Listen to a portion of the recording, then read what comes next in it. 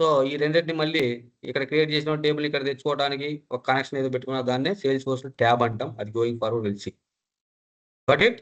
So మనం ఇక్కడ develop చేసినా, ఇక్కడ డేటాబేస్‌లో డెవలప్ చేసినా, సేల్స్ ఫోర్స్ వాళ్ళు ఏందంటే ఈ లాంగ్వేజ్ ఎత్తి పడేశారు ఎస్‌క్యూఎల్‌ని కాస్త. Without writing single line of SQL statement. Okay?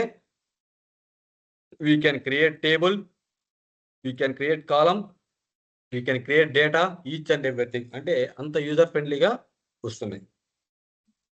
ఎట్లా అయ్యిందనేది చూద్దాం going forward. No worries. Got it?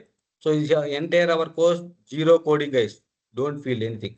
Zero coding in our role which we are looking.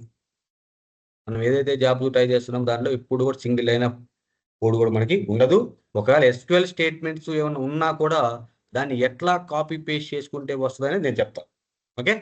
No worries. Yeah! Now tell me guys.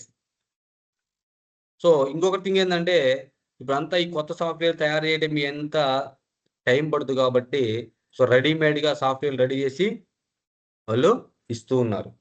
ఆ software కావాలంటే software వరకే డబ్బులు తీసుకుంటారు, ఇస్తారు. Okay? సాఫ్ట్‌వేర్‌తో పాటు ఓకే? సో మనకి కొద్దిగా మనకు నచ్చలేదానికి ఏం చేస్తాం మనం? ఈ సాఫ్ట్‌వేర్ నచ్చలేదు కొద్దిగా ఎక్స్‌ట్రా కావడానికి ఏం చేస్తాం? మోడిఫై చేసుకుంటాం కదా! దాన్నే మనం సో రీడిజైన్ చేసుకోవడం గానీ, టెక్నికల్‌గా వచ్చేసరికి కస్టమైజేషన్స్ అంటాం.